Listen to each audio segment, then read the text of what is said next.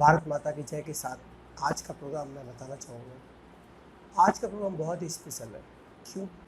क्योंकि न केवल ये जनरल नॉलेज से जुड़ा हुआ है, बल्कि इस प्रोग्राम के द्वारा हम आपको एक इंडिया के एलीट फोर्स के बारे में बताएंगे, जो बहुत ही वीर, शौर्यपूर्ण तथा ऐसे कार्य करने के लिए जानी जाती है जो पब्लिक डोमेन में इतने बहुत जल्दी नहीं आते हैं। इसके बावजूद भी कार्य बहुत ही सराहनीय है। अभी कुछ दिन पहले आपने चाइनीज़ इनकर्जन के बारे में सुना होगा, जिसमें चाइनीज़ कुछ 200 के करीब सैनिकों ने आने की कोशिश की। पैगोंग ला जो एक पैगोंग लेक है जो कि कश्मीर में है, और टेक्निकली वो LAC line of actual control पे है, और उसके एक पार्ट में इंडिया है, दूसरे पार्ट में चाइना है। अब वहाँ ये हुआ कि वो कुछ चाइनीज़ फोर्स ने अपने स्पेशल कमांडोज़ के द्वारा, अपनी सेना के द्वारा इंडिया के उस कुछ स्पेशल हिल टॉप्स पे कब्जा करने के लिए, इनकर्जन करने के लिए ट्राई किया। यह सब रात को हुआ, 29-30 अगस्त की रात को हुआ, जिसे इंडिया के बहादुर सैनिकों ने बहुत ही आसानी से बिना किसी प्रॉब्लम के उन सबको भगा दिया।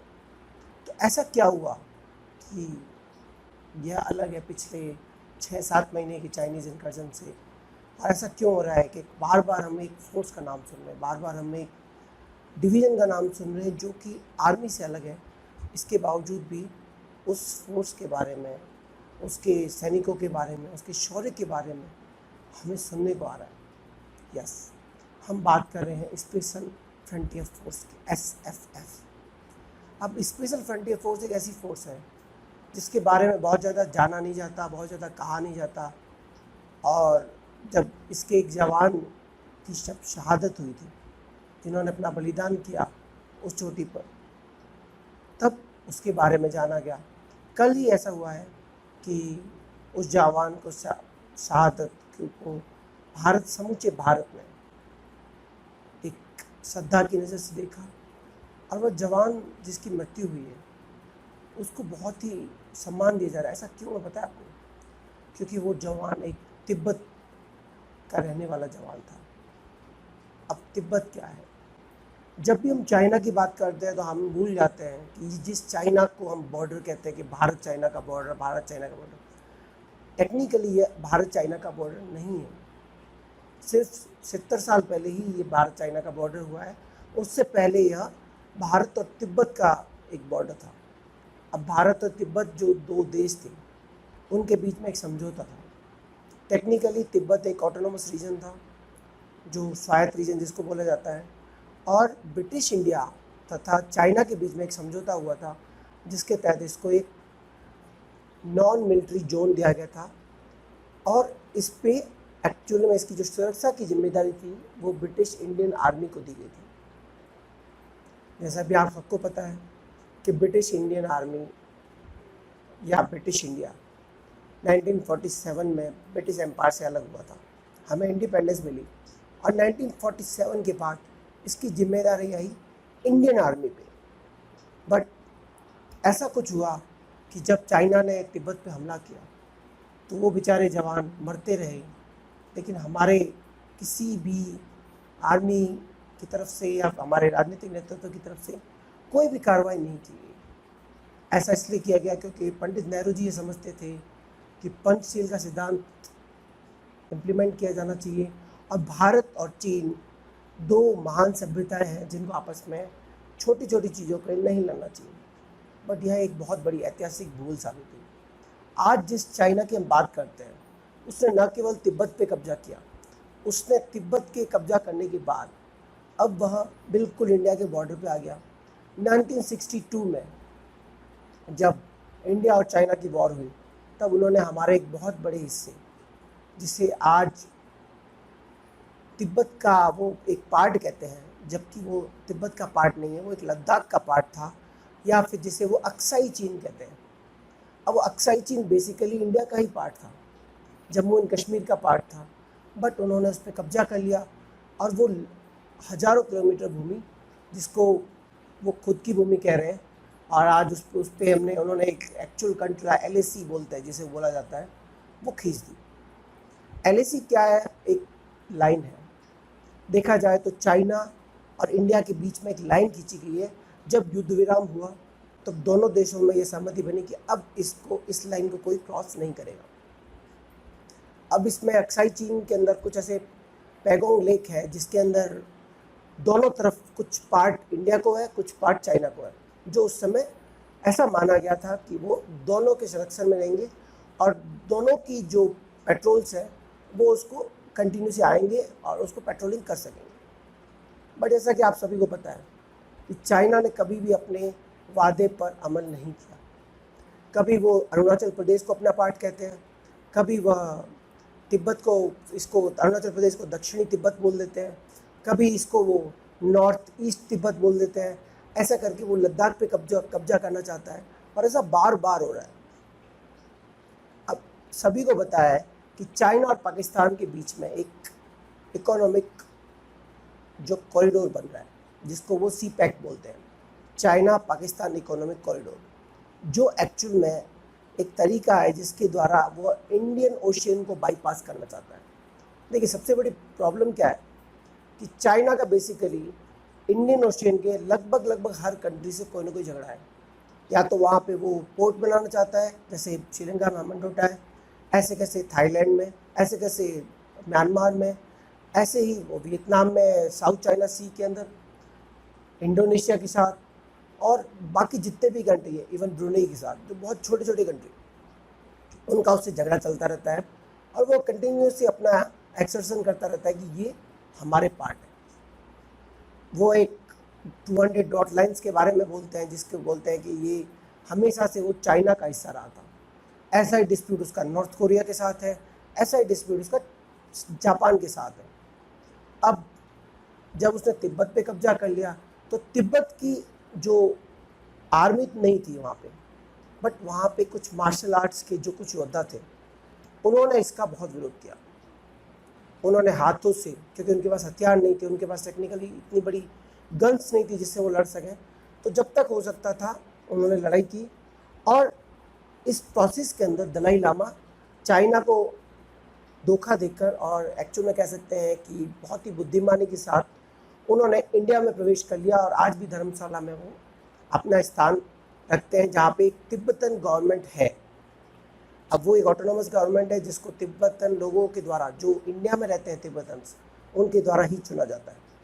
और यह माना जाना चाहिए कि तिब्बत एक्चुअल में एक स्वतंत्र देश है, न कि एक चाइना द्वारा ऑक्यूपाइड कंट्री।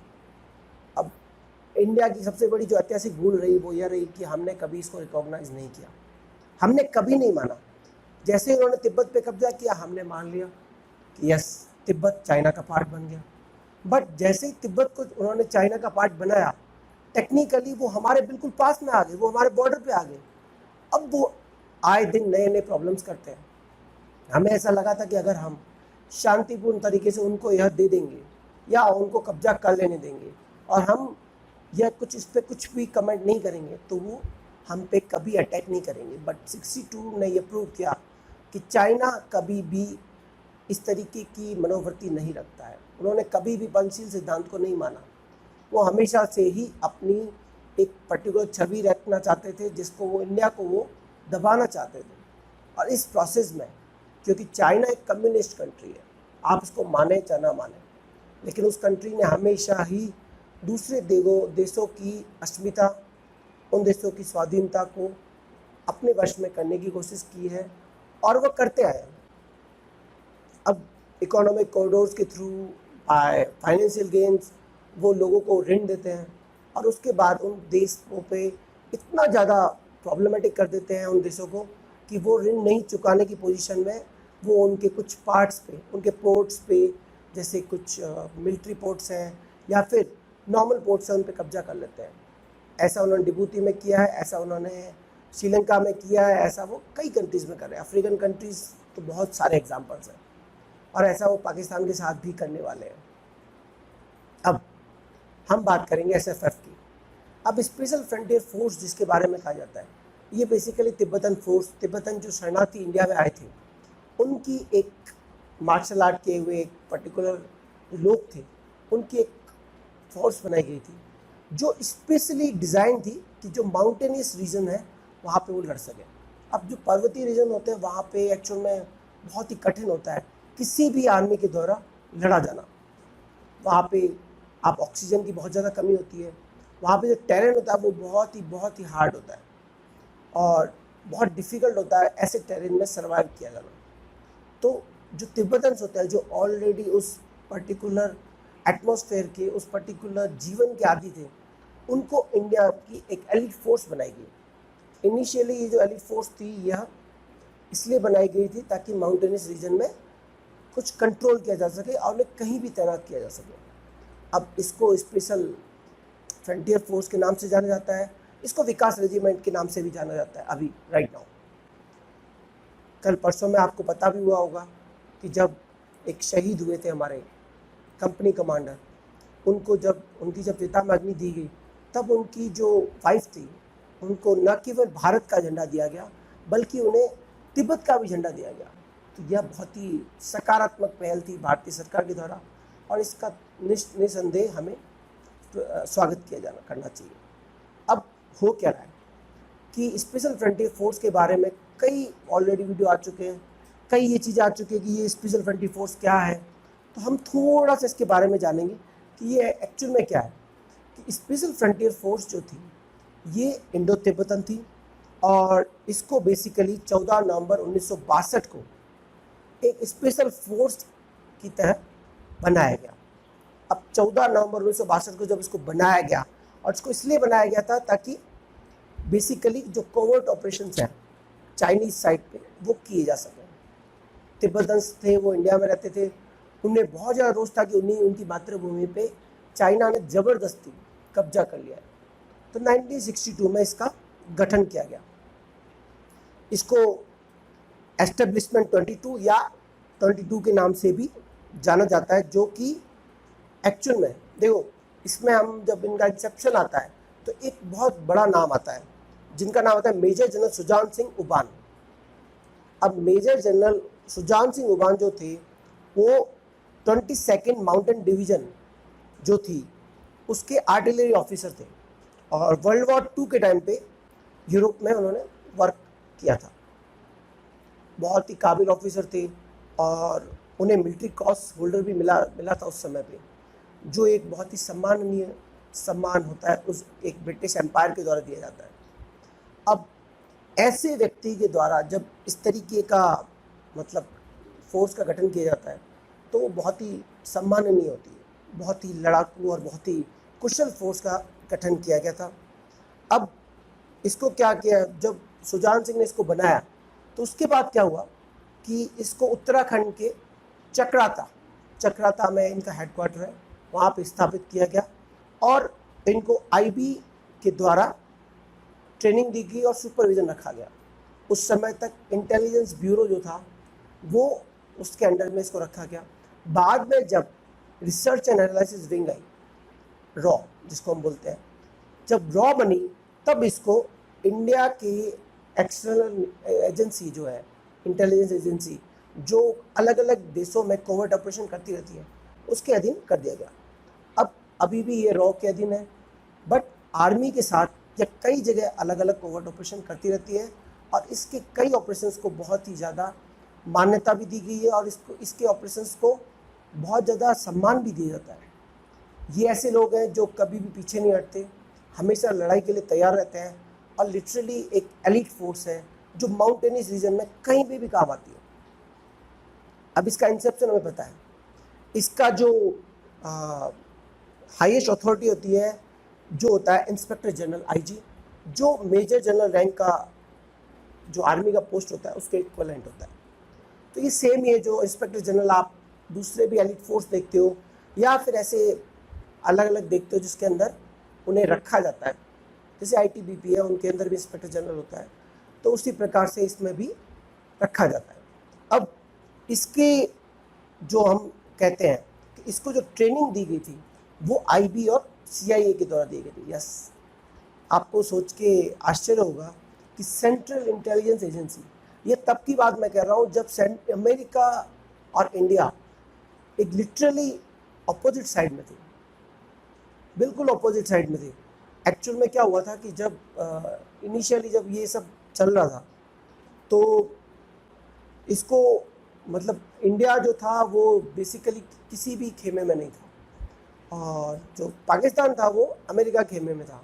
तो ऐसा सोचा जाना चाहिए कि अमेरिका की एक covert agency, intelligence agency India को हेल्प करेगी, ये लिटरली अनबिलीवेबल है। बट जी हाँ, इसको एक्चुअल में हेल्प की गई थी और इसको हेल्प करके एक प्रोवाइड किया गया था जिससे ये जा सके कहाँ पे, लद्दाख में, और तिब्बत में अटैक कर सके 1959 के अंदर। इनको स्पेशल ट्रेनिंग दी गई थी जिससे ये स्टेल्थ, कॉम्बैट और स्काउटिंग की टेक्निक्स के बारे में जान सके और कंटिन्यूसली इस तरीके के कोवर्ट ऑपरेशंस को कर सके। अब तिब्बतन जब उन्होंने बना दिया उसके बाद ये सब कुछ हो गया, उसके बाद यह जो बनी है चक्राता में उत्तराखंड में, यह देहरादून से 100 किलोमीटर्स की डिस्टेंस पे है और बहुत सारे रिफ्यूजीज जो आए थे उनका वहाँ पे निवास है और वो रहते भी, अभी भी रह रहे हैं। और लगभग जो इसको स्टार्ट किया गया था वो लगभग 12,000 लोगों से स्टार्ट किया था। 12,000 आर्म्ड फोर्सेस, आर्म्ड मैन के द्वारा इसको बनाया गया था, जिन्हें 6 मंथ की ट्रेनिंग दी गई थी। अब सब कुछ हुआ, उसके बाद इसको जो फर्स्ट इसका यूज़ किया गया वो आया 1971। बेसिकली उससे पहले जो इनको बताया नहीं, इसके बारे में ज़्यादा इन्फॉर्मेशन नहीं दी जाती है, क्यों ऐसा कहा जाता है कि जो ये इस तरीके की जो चीज़ें होती हैं उन्हें उनके बारे में ज़्यादा नहीं बताया जाना चाहिए, इसलिए हम इसकी हिस्ट्री के बहुत से पार्ट को स्किप कर रहे हैं। हम एक्चुअल पार्ट पे आते हैं जो हमें मिलता है। अब हुआ ये कि 1971 में जब इंडिया और पाकिस्तान का वॉर हो रहा था, जो इंडिया पाकिस्तान का जो वॉर हो रहा था उस समय बेसिकली हुआ ये था कि ईस्ट पाकिस्तान के अंदर जो पाकिस्तानी आर्मी थी उसकी एट्रोसिटीज़ बहुत ज़्यादा बढ़ गई थी और इंडिया ने कंटिन्यूसली वर्ल्ड को बताया था कि यह बढ़ती जा रही है, बट किसी ने भी हमारी नहीं सुनी। जब इंदिरा गांधी यूएसए गई और निक्सन से मिली, जो उस समय यूएसए के प्रेसिडेंट थे, तो रिचर्ड निक्सन ने और उनके जो सलाहकार थे हेनरी किसिंगर, उन्होंने इंदिरा की कोई भी बात मानने से इनकार कर दिया और इन्होंने इंडिया को सपोर्ट भी नहीं किया। तब इंडिया को खुद ही इस युद्ध में लड़ना पड़ा और जैसा कि सब जानते हैं कि बहुत ही कम समय में हमने 16 दिसंबर को ही ये युद्ध जीत लिया था, बहुत कम समय में। तो इसमें एसएफएफ की बहुत बड़ी भूमिका रही है। अब वो क्या भूमिका थी? एक्चुअल में ये हुआ था कि जो चिटगांव रीजन है, चिटगांव का जो माउंटेनियस रीजन है, वहाँ पे इनको रखा गया था ताकि आज जो आर्मी की जो मूवमेंट है उस पर एक तो नज़र रखी जा सके और दूसरा इन केस अगर वो कुछ करें तो उन पे कार्रवाई की जा सके, जो इन्होंने बहुत ही सफलतापूर्वक की। और इसके बाद इन्हें कई सम्मान भी दिए गए। इसके बाद कई बार नॉर्थ ईस्ट के कई ऑपरेशंस में इनका यूज़ किया गया और इनको स्पेशली ये सम्मान दिया जाता है कि यह कंटिन्यूसली ये इंडिया के लिए लड़ते रहते हैं। अब सबसे इम्पोर्टेंट जो बात है, अभी जब ये चाइना और इंडिया के बीच में कुछ दिन पहले 29-30 अगस्त को जब ये हुआ, नहीं, ये जो भारत और चाइना के बीच में कंटिन्यूसली हो रहा है, यह कोई नया नहीं है। एलएसी पे वो उनके चलते रहते हैं, इस तरीके का बातें होती रहती हैं। बट जिस तरीके से इंडिया ने इस बार रिप्लाई किया है, जिस तरीके से इंडिया ने वहाँ पे आर्टिलरीज रखी है, जिस तरीके से इंडिया ने वहाँ पे वो फोर्स और डिफरेंट टैंक्स वहाँ पे एस्टेब्लिश किए हैं, इंडियन जो एयरफोर्स है वो कंटिन्यूसली वहाँ पे जा रही है। सबसे इम्पोर्टेंट बात है कि इंडिया के जो अटैक हेलीकॉप्टर्स हैं वो वहाँ पे हैं, अपाचे वहाँ पे है, और लाइट कॉम्बैट हेलीकॉप्टर होता है LCH, वो भी वहाँ रखा है, जो कि one of the best helicopter माना जाता है right now in the world itself, कि जो इतना लाइट है और जो ऐसे नाइट में और डे में ऑपरेशन कर सकता है। तो वहाँ पे जब इस तरीके की आर्म्ड फोर्सेस के द्वारा, जो एलीट आर्म फोर्सेस के द्वारा कुछ कार्रवाई की जाती है तो निस्संदेह वो सराहनीय है। अब हुआ क्या था वहाँ पे उस दिन कि 400 से 500 के करीब सैनिक जो थे वो वहाँ पे आने की ट्राई कर रहे थे। और वो कुछ ब्लैक टॉप हिल्स बोला जाता है, जो उस रीजन में जो साउथ है, पैगोंग लेक का जो साउथ एरिया है, वहाँ पे चाइनीज साइड में ही वो है, लेकिन वो अपर साइड में है। अगर वहाँ पे उनका कब्जा हो जाता तो न केवल वो इंडिया के मूवमेंट को देख सकते, बल्कि वो इंडिया के मूवमेंट को एक्चुअल में स्टॉप भी कर सकते थे। तो इंडियन जो आर्मी के जो वहाँ पे डिवीज़न है, प्लस जो एसएफएफ के डिवीज़न है, उन्होंने क्या कर दिया कि उन्हें रोक लिया। न केवल उनको रोका, बल्कि वहाँ पे उनको रोक की और उनको वहाँ से भागने को मजबूर कर दिया। और अब इंडिया उस लेवल पे है कि India top level, upper level पे है और वो नीचे है। जब आप अपर लेवल पे होते हो तो बेनिफिट क्या रहता है कि जब भी आप वहाँ का कुछ भी मूवमेंट होता है उसकी आर्म डिवीज़न का, तो आप उसको देख सकते हो, आप उसको रिपोर्ट कर सकते हो। और अब वैसे भी सर्दी आने वाली है, तो सर्दियों में वहाँ पे टेम्परेचर लिटरली -40 के अराउंड जाता है। तो जब इतने टेम्परेचर में वहाँ पे रहेगा तो हम ऊपर रहेंगे, तो हम वहाँ से देख सकते हैं। अब ये वही सिचुएशन है जो कारगिल में हुई थी। और हाँ, एक चीज़ मैं भूल गया था, कारगिल के अंदर भी स्पेशली एसएफएफ को वहाँ पे तैनात किया गया था, एसएफएफ को वहाँ पे भेजा गया था ताकि वो वहाँ पे उनको लड़ सकें। और उन माउंटेनियस रीजन में उन्होंने एक्चुअल में अपने शौर्य का और अपने साहस का जो परिचय दिया था, उसके लिए हम उन्हें सैल्यूट करते हैं। एक और last but not the least, जो कंपनी कमांडर जिनकी डेथ हुई है, जिन्होंने इस देश के लिए रक्षा की है, वो एक्चुअल में उसी प्रोसेस में जब वो इंडिया और अपने चाइना आपस में लड़ रहे थे, चाइनीज़ डिवीजन आपस में लड़ रहे थे, तब उन्होंने अपनी उस जान को गंवाया था। और ऐसा हमें भूलना नहीं चाहिए कि ऐसे महान व्यक्ति को हमें सैल्यूट करना चाहिए। अब ऐसा उन्होंने क्यों किया, इसके लिए मुझे नहीं लगता कि हमें किसी को कहने की ज़रूरत है, क्योंकि इंडिया के द्वारा समय समय पर ये इस तरीके के महान लोगों की जो सेक्रीफाइसेस होते हैं वो होते रहते हैं। और हम इस चीज़ से कभी भी डरते नहीं हैं, न डरते हैं न डरेंगे। बट हमें ये समझना चाहिए कि जैसे जैसे इंडिया अपनी शक्ति को बढ़ा रहा है, वैसे वैसे इस टाइप के ये चीज़ें जो होंगी वो बढ़ती जाएंगी। तो I will salute them, Indian arm division, SFF और सभी को, कि आप हमारी रक्षा करते रहें।